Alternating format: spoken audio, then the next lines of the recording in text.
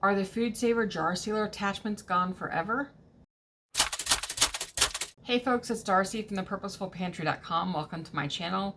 And yes, that intro was a little clickbaity, but there's a reason why.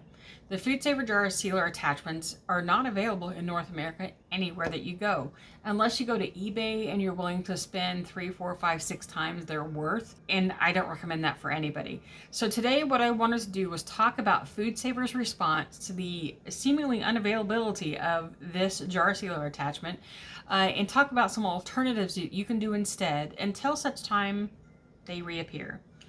So I've been getting more and more emails and responses to videos that I have on my channel. I have a video that Foodsaver even recommends about how to use a little handheld vacuum sealer with these jar sealer attachments to seal your jars. And I've got quite a few videos on how to use them with just the regular vacuum sealer. I get responses now about, we can't find these anywhere. Where am I supposed to get them? So, knowing that it's been a while since Amazon has had them in stock, I have an alert going that lets me know every time they come back in stock. And ever since last spring, when the supplies started disappearing, I have been like tracking what's been happening. So basically, it would disappear for a little while, then Amazon would finally get them. They would put out a notice that we're taking pre-orders and we'll ship them to you as soon as they arrive. And Foodsaver was the same way. They would get them, they would ship them out, they would sell out within a day or two, and then they were gone for a while.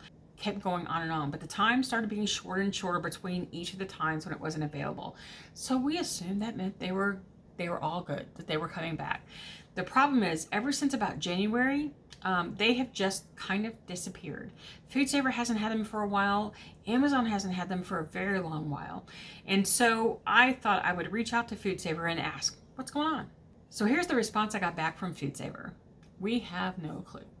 That was the basic of it. So I contacted the PR department, I contacted them through messages, and I called them. And across the board, every answer that I got from them was, we have no idea when they're coming back. Are you going to keep selling them? We've not discontinued them. We just don't know when they're coming back. So are they going to be gone forever? We don't know. We won't ever know that until Foodsaver finally comes out and says what they're doing or what they're not doing, or when the stock starts showing up again. So all we know right now is that Foodsaver cannot produce these and they're not shipping them out. So what can you do instead? So here are some alternatives to vacuum sealing that you can use at home. Okay? The very first one is don't vacuum seal. It is not necessary. Yes, it's helpful. It can extend the life of your long-term storage, but it is not necessary if you're using airtight storage in a dark, cool environment. So what does airtight storage mean? It means a container that has a lid that seals when it closes so that you don't get additional air inside, nor can air escape. So you're talking about a glass jar with a tight fitting lid that's airtight. Canning jar, commercial product jars, any kind of container like the plastic containers that have the lock lids. But you have to be careful with those because they are not all airtight. In any plastic container that you use, if you can squeeze it and you can hear air come out or you can feel it come out, it's not airtight. It allows air transfer between the enclosure. So that's not one you would want to use. But there are so many things that you can use. The only thing that I'm going to suggest is that for long-term storage, not for the things that you rotate through quickly, that you use within a month or two, that doesn't matter. The stuff I'm talking about is the things that you're putting back for 6, 9, 12 months, a year, 2 years. Those things that you're putting back for long-term storage, you need to make sure that the jar that you're putting it in is about the same size as what's going inside. So the volume needs to be similar. The second option is to go ahead and just use an O2 absorber in place of vacuum sealing. I mean, that's what they're created for. I'm going to leave a link down below that goes more into discussion about O2 absorbers and how many you need to use depending on the container that you have, the size container that you have, and give you a good option about what to purchase. I'm not going to go through all that here, but the two things to remember: oxygen absorbers that once they've been charged, once they've gotten oxygen, they cannot be reused, and you must move through them quickly. So get yourself set up that you've got your jars in a row or your containers. Open your oxygen absorber bag, throw them in, seal everything up, seal your bag up, and you're good. Okay? What you don't want is to open your bag, use one or two, and then mosey around and not get them closed up quickly, because that oxygen absorber will absorb oxygen on the spot and you don't want to waste them. So you can buy them in smaller containers, smaller packaging, so that you're not opening a large package of them. And you can download a chart that allows you to see what size oxygen absorber to use for what size container. So that's helpful to have in your binder. Another option is just to use Mylar bags. And I'm sorry that I didn't pull one out of the storage before I started the video, but basically this is what they look like. It's this metallic looking bag that is airtight as far as the bag material is, and it doesn't allow light to come through. So that solves two of your problems, and it's waterproof. So it solves your problems of those things that make your food go bad faster. The thing with them is that you need to either heat seal them with a vacuum sealer. Machine usually has a heat seal on it. You can use an iron, you can use a hair flat iron. You can use any of those kind of things to seal off the end of the bag. Put your food inside, seal the bag, and you've got storage. You have a little bit of air in there, but that's okay, there's not much. You can use the O2 absorber inside your Mylar, throw it in there, seal it, and it will vacuum seal from inside just like that. So that's another option for you. You can also use the Mylar bags that have a zipper top that you don't need to actually seal other than just that zipper top. But those things eventually can become air permeable because that zipper isn't airtight, it's air permeable. So over time, you may see air come inside. However, it still works. If that's your only option, then use it, because that still extends the life of your food than just having it in a zip top bag, a plastic bag that it allows all the air in. Over time, not immediately, but over time.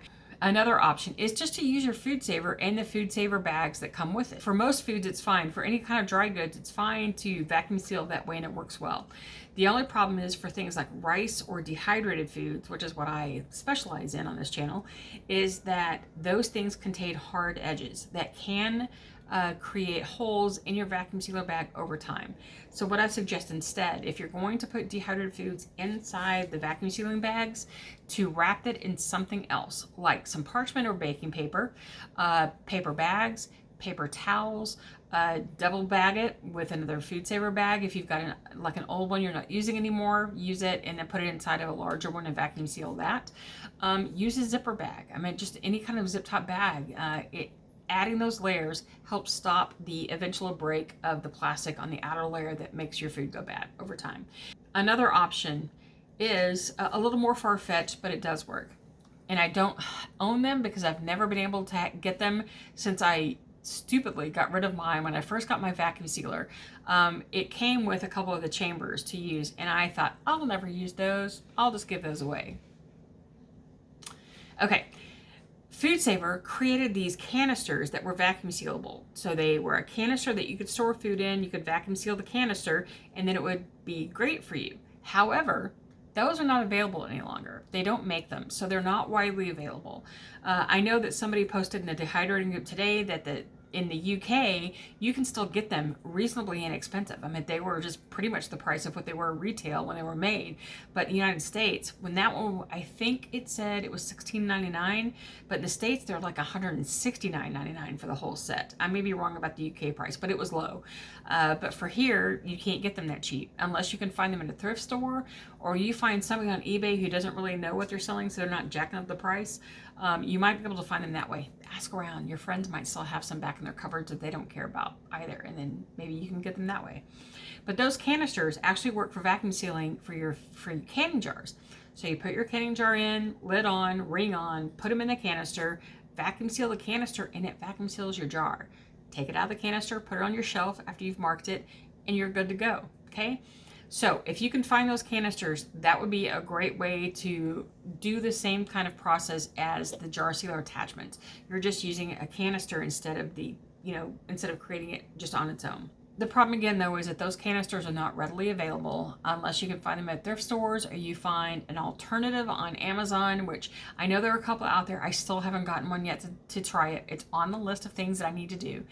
But what you can also do is make your own with PVC. That PVC is that plastic piping you use to do plumbing and some other projects. They make some that the diameter is wide enough that you can actually create your own chamber. And I'm going to leave a link down below to a YouTube video that you can do that. He walks you through the whole process on how to do it. So I'll leave that for you below. And that makes it to where you can vacuum seal your jars within that homemade chamber and do whatever you need to do. It takes a little bit. It costs about $40, I think, in parts total. But you can create that thing for your home if you really feel the need to vacuum seal your long-term. Those are the most viable options. One option that people use that I do not recommend, and I'm not normally going to talk about this because it's just not approved for safe for safe storage at all. But I'm going to encourage you, please don't follow the oven canning your dry goods in your oven. Yes, you can do it. Yes, it kind of creates a vacuum seal effect from heat, but it doesn't really remove everything the same way. It's a different kind of process. But a lot of people will put their dry goods into jars and then put them in their oven, turn the oven on, and let them just seal in there and then put them on their shelf. The problem is, not only is it not approved by the National Center for Home Food Preservation, they've got a whole thing about how it's not okay. The canning companies, the people who make those canning jars have said it's not okay with our jars. They were not made for that kind of dry heat. They create micro fissures within the jar that once you try to use them other ways, they could break. Okay, and it creates more of an opportunity for those jars to break. So if you're turning around and using those jars to can in, the incidence of breakage within your canner increases by using them, which means you're wasting your food. So don't do it. Okay. The other thing that also happens is that when you heat food, it releases moisture. That's why when you open the microwave after you've heated food in there, you get this big thing of steam. That steam is created by exciting all the moisture within the food, and it releases. That's happening inside of your jars. So when you put something in a jar in a sealed environment and you release all the moisture within that food, it is not necessarily going to reabsorb in that food equally.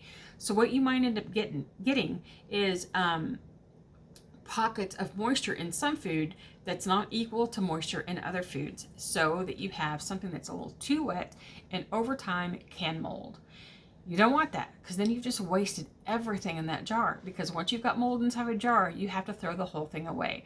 So in two ways, it's not safe nor approved. And I encourage you, it's not worth the risk for doing that, because it doesn't help. You don't need to do it. That's what I've got for you today. Oh, cool. I forgot. My t-shirt. I don't know if you guys have seen this one, but this is a t-shirt that's available in my Teespring store. I love it. Nevertheless, she preserved. I love wearing this shirt around. I get so many comments from people going, you preserve, you're a canner, you do that? And it's a great means of just instigating a conversation with people about food storage. I love doing it. So it's available right now in my Teespring store, which is the little t-shirt shop that's right below the video. And I've got a 20% off coupon for you. It's 2021 Pantry, all in caps, 2021 Pantry, and you get 20% off the Teespring store for the next bit. I think that I'm going to leave it to the end of April, and whatever t-shirts are in there that you can get right now for 20% off. So there you go. And if it helps you to know that 10% of everything that I sell goes towards stocking a food pantry in our local community. My church runs one, and we donate profits from our from the blog and from the YouTube channel towards that to try to feed those in our area who really need some extra food. So you're getting yourself a great t-shirt, and you're helping out some families who really need some help. So I hope this helped you learn some alternatives to vacuum sealing, and the main one being, you don't need to vacuum seal. It's helpful, but it's not necessary. And I don't want you to panic if you can't find the attachments, because in the long run, you don't need them. So don't panic, okay? Please don't panic. If you have some alternatives that you use that are safe and approved, drop them in the comments below, and it'll help educate everybody else. So thanks again for watching, and until I see you next time, happy dehydrating.